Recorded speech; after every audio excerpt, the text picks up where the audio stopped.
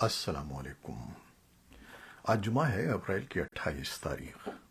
پاکستان میں اس وقت شام کے 7، بھارت میں 7:30، اور یہاں ہمارے اسٹوڈیوز کی گھڑیوں میں صبح کے 10 بج رہے ہیں۔ وائس آف امریکہ واشنگٹن کے اردو سروس سے میں ہوں خالد حمید، خبروں کے ایک بلیٹن کے ساتھ۔ پاکستان کے صوبے خیبر پختونخوا کے لکی مروت سمیت مختلف جنوبی علاقوں میں عسکری پسندوں نے جمعرات اور جمعے کی درمیانی شب سیکیورٹی فورسز پر حملے میں مجموعی طور پر ایک جونیئر افسر سمیت 3 اہلکاروں کو جاں بحق اور متعدد کو زخمی کر دیا ہے۔ فوج کے شعبہ تعلقات عامہ نے ان حملوں کی تصدیق کرتے ہوئے 2 مختلف مقامات پر جوابی کارروائیوں میں 7 عسکریت پسندوں کو ہلاک کرنے کا دعویٰ کیا ہے۔ فوج کے شعبہ تعلقات عامہ کے جاری کردہ بیان میں لکی مروت کے 3 مختلف مقامات میں تعینات سیکیورٹی فورسز پر عسکریت پسندوں نے حملے کیے ہیں، ان کی اطلاع دی گئی ہے۔ ان مقامات میں پوسٹ گریجویٹ کالج لکی مروت بھی شامل ہے، جہاں پر بتایا جاتا ہے کہ سیکیورٹی فورسز نے چند ہفتے قبل مخبروں کی اطلاع پر عسکریت پسندوں کے خلاف کارروائی کے لیے کیمپ قائم کر دیا ہے۔ لکی مروت سے تعلق رکھنے والے مقامی باشندوں کا کہنا ہے کہ شہر اور قریبی علاقوں میں عسکریت پسندوں اور سیکیورٹی فورسز کے درمیان رات بھر وقفے سے فائرنگ کا تبادلہ ہوتا رہتا تھا۔ علاقے میں ان حملوں کے باعث جمعے کو روزمرہ معمول کی سرگرمیاں بھی متاثر ہوئی ہیں۔ لکی مروت سے ملحقہ بنوں کے جانی خیل، ٹانک اور شمالی وزیرستان میں بھی عسکریت پسندوں کے سیکیورٹی فورسز پر حملوں کی اطلاعات ہیں، تاہم سرکاری طور پر اس کی تصدیق نہیں ہو سکی ہے۔ پاکستان نے اس بات کا اعادہ کیا ہے کہ پاکستان یوکرین روس تنازع میں غیر جانبداری کی پالیسی پر سختی سے عمل پیرا ہے، اور پاکستان نے تنازع کے کسی بھی فریق کو کسی بھی قسم کا اسلحہ یا گولہ بارود فراہم نہیں کیا ہے۔ پاکستان کی وزارت خارجہ کے ترجمان ممتاز زہرا بلوچ نے یہ بات جمعے کو معمول کی نیوز بریفنگ کے دوران میڈیا میں سامنے آنے والے ان خبروں پر تبصرہ کرتے ہوئے کہی، جس میں دعویٰ کیا گیا تھا کہ یوکرین کو دیگر ممالک کے علاوہ اب پاکستان سے بھی اسلحہ فراہم ہو رہا ہے۔ پاکستان کے دفتر خارجہ کے ترجمان نے کہا کہ اگرچہ ماضی میں یوکرین کے ساتھ پاکستان کے مضبوط دفاعی تعلقات رہے ہیں، لیکن موجودہ تنازع کے دوران پاکستان نے کسی بھی فریق کو اسلحہ فراہم نہیں کیا ہے۔ بی بی سی نے اپنی رپورٹ میں یوکرین کے ایک فوجی کمانڈر ولادیمیر کے حوالے سے دعویٰ کیا تھا کہ یوکرین کا گولہ بارود کا ذخیرہ ختم ہو چکا ہے، اور اب وہ دیگر ممالک سے حاصل ہونے والے راکٹوں پر انحصار کر رہا ہے، اور اب ان کی سپلائی جمہوریہ چیک، رومانیہ اور مبینہ طور پر پاکستان سے آ رہی ہے۔ لیکن یوکرین کے فوجی کمانڈر نے شکایت کی کہ پاکستان سے آنے والے راکٹ مبینہ طور پر اچھے معیار کے نہیں ہیں۔ پاکستان نے جمعرات کو کہا کہ وہ امریکہ کی واضح منظوری کے ساتھ روس سے رعایتی قیمت پر خام تیل خرید رہا ہے، اور اس کی پہلی کھیپ جلد پہنچنے کی توقع ہے۔ امریکہ میں پاکستانی سفیر مسعود خان نے ان خیالات کا اظہار واشنگٹن میں ولسن سینٹر کے ساؤتھ ایشیا انسٹی ٹیوٹ کے زیر اہتمام دونوں ملکوں کے درمیان تعلقات کے مستقبل کے حوالے سے منعقدہ ایک کانفرنس کے دوران کیا۔ پاکستانی سفیر نے بتایا کہ ہم نے روسی تیل کا پہلا آرڈر دے دیا ہے، اور یہ امریکی حکومت کے ساتھ مشاورت سے کیا گیا ہے۔ اس سودے کے متعلق واشنگٹن اور اسلام آباد کے درمیان ہر چیز واضح ہے۔ مسعود خان اس بارے میں بات کر رہے تھے کہ روس سے توانائی کی خریداری سے کہیں امریکہ کے ساتھ پاکستان کے تعلقات تو متاثر نہیں ہوں گے، جو پہلے ہی مسائل کا شکار ہیں، اور پاکستان انہیں بہتر بنانے کی کوشش کر رہا ہے۔ شنگھائی تعاون تنظیم SCO کے وزرائے دفاع کا اجلاس جمعے کو بھارت میں ہوا، جس میں وزیر اعظم پاکستان کے معاون خصوصی نے آن لائن شرکت کی۔ بھارت کے وزیر دفاع راجناتھ سنگھ نے شنگھائی تعاون تنظیم کے وزرائے دفاع کے اجلاس کی صدارت کرتے ہوئے SCO رکن ممالک کے درمیان تہذیبی اور ثقافتی رشتوں پر زور دیا۔ انہوں نے رکن ملکوں سے اپیل کی کہ وہ تمام قسم کی دہشت گردی کے خاتمے اور اس کے حامیوں کی جواب دہی طے کرنے کے لیے متفقہ طور پر کام کریں۔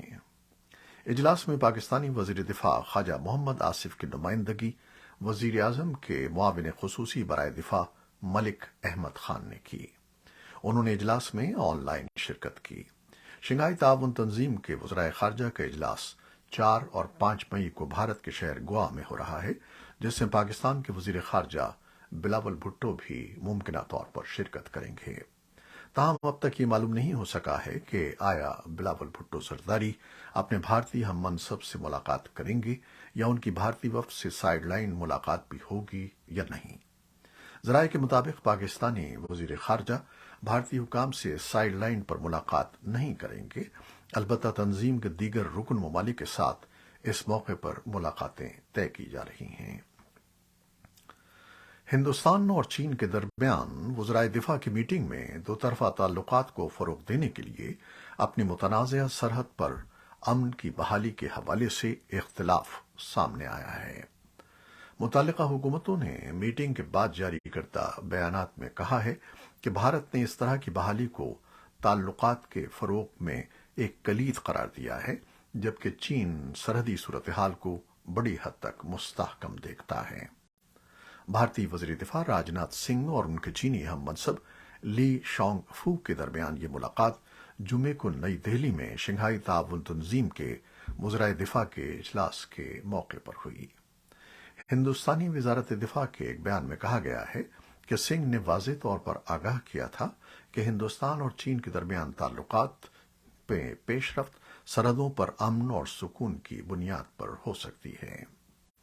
بھارتی بیان کے مطابق انہوں نے اس بات کا اعادہ کیا کہ موجودہ معاہدوں کی خلاف ورزی نے دو طرفہ تعلقات کی پوری بنیاد کو ختم کر دیا ہے اور سرحد پر کشیدگی کو منطقی طور پر کم کرنے کے بعد ہی اس پر عمل کیا جائے گا۔ چینی قومی وزارت دفاع نے کہا کہ لی شانگ فو نے سرحد پر صورتحال کو عام طور پر مستحکم قرار دیا۔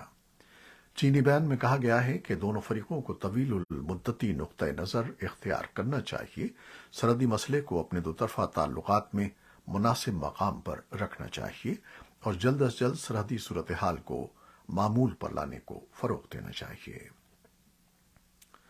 اقوام متحدہ کی سلامتی کونسل نے افغان خواتین کے اقوام متحدہ کے لیے کام کرنے پر پابندی لگانے کے طالبان حکام کے فیصلے کی مذمت کرتے ہوئے متفقہ طور پر قرارداد منظور کر لی ہے۔ افغانستان میں خواتین اور لڑکیوں کے انسانی حقوق پر مسلسل حملوں کے درمیان سلامتی کونسل کی یہ قرارداد منظور کی گئی ہے۔ ایمنسٹی انٹرنیشنل کے سینئر وکیل جوائس بکورو نے اقوام متحدہ کی سلامتی کونسل میں آج متفقہ طور پر منظور ہونے والی قرارداد پر رد عمل دیتے ہوئے کہا کہ خواتین اور لڑکیوں کے حقوق کی بحالی کے لیے مشترکہ کارروائی کے ذریعے اقوام متحدہ کی سلامتی کونسل کی قرارداد کی حمایت کی جانی چاہیے۔ طالبان کے نائب وزیر اعظم کے دفتر کا کہنا ہے کہ یونیما کے نائب سربراہ نے جمعرات کو کابل میں ملا عبدالسلام حنفی کے ساتھ آئندہ دوحہ کانفرنس پر تبادلہ خیال کیا۔ بیان کے مطابق مراکس پودسل نے ملا حنفی کو بتایا کہ افغانستان کے بارے میں دوحہ کانفرنس میں 22 ممالک اور ادارے شرکت کریں گے اور ملک میں انسانی حقوق سمیت وسیع مسائل پر بات چیت کی جائے گی۔ ادھر افغان خواتین کارکنوں کا کہنا ہے کہ انہیں دوحہ میں افغانستان پر ہونے والی کانفرنس سے کوئی توقع نہیں ہے۔ روس نے جمعے کی صبح یوکرین میں دارالحکومت کیف سمیت 20 سے زیادہ کروز میزائل حملے کیے ہیں، جن میں لوگوں کو ان کے اپارٹمنٹس میں سوتے ہوئے ہلاک کر دیا گیا۔ ایسوسی ایٹڈ پریس نے اطلاع دی ہے کہ وسطی یوکرین میں اومان میں ایک اپارٹمنٹ کی عمارت پر میزائل کے حملے کے نتیجے میں 14 افراد ہلاک ہوئے ہیں، جن میں 2 10 سالہ بچے بھی شامل تھے۔ یوکرین کی نیشنل پولیس نے اے پی کو بتایا کہ حملے کے بعد 12 افراد زخمی ہوئے اور 3 بچوں کو ملبے سے بچا لیا گیا۔ مشرقی شہر دنیپرو میں ایک ماں اور اس کی چھوٹی بیٹی کو قتل کر دیا گیا۔ کیف میں کسی ہلاکت کی اطلاع نہیں ملی۔ جمعرات کو کونسل آف یورپ کی پارلیمانی اسمبلی نے ایک قرارداد منظور کی، جس میں یہ تسلیم کیا گیا کہ روس کی جانب سے یوکرینی بچوں کو ملک بدر کرنے کے واقعات نسل کشی کے واضح ثبوت ہیں۔ यूक्रेन के सदर व्लादिमीर ज़ेलेंस्की ने अपने यौमिया खिताब में कहा कि यह फैसला रूस और दहशतगर्द रियासत के सरबराह समेत उसके हुक्काम के खिलाफ यूक्रेन में नस्ल कुशी का सबूत है और उन्हें इंसाफ के कटहरे में लाने की हमारी आलमी कोशिशों में भरपूर मदद करेगा। यूक्रेन के वजीर आज़म डेनिस शिमहेल ने जुमेरात के रोज कहा कि उन्होंने पोप फ्रांसिस से एक निजी मुलाकात के दौरान यूक्रेन के बच्चों को वापस लाने में मदद के लिए कहा है। इन मासूम बच्चों को मुजरिमाना तौर पर गिरफ्तार करके रूस भेज दिया गया है, जहां वो हिरासत में हैं। बैनुल-अक़वामी फौजदारी अदालत ने रूसी सदर व्लादिमीर पुतिन और बच्चों के हकूक़ के लिए रूस की कमिश्नर मारिया लोवा-बेलोवा के वारंट गिरफ्तारी जारी कर दिए हैं। दूसरी खबरों में नेटो का कहना है कि उसके इत्तेहादियों ने वादे के मुताबिक तकरीबन तमाम जंगी गाड़ियां यूक्रेन को फराहम कर दी हैं, जिनमें 1550 से ज्यादा बख्तर बंद गाड़ियां और 230 टैंक शामिल हैं। और रूस ने इस साल के रूसी इंटरनेशनल आर्मी गेम्स मनसूख कर दिए हैं। बरतानवी वजारत दिफा ने कहा है कि रूस ने मुमकिन तौर पर खेलों को इसलिए मनसूख किया है क्योंकि उसे तशवीश है कि जंग के दौरान ये एक गैर संजीदा इवेंट होगा।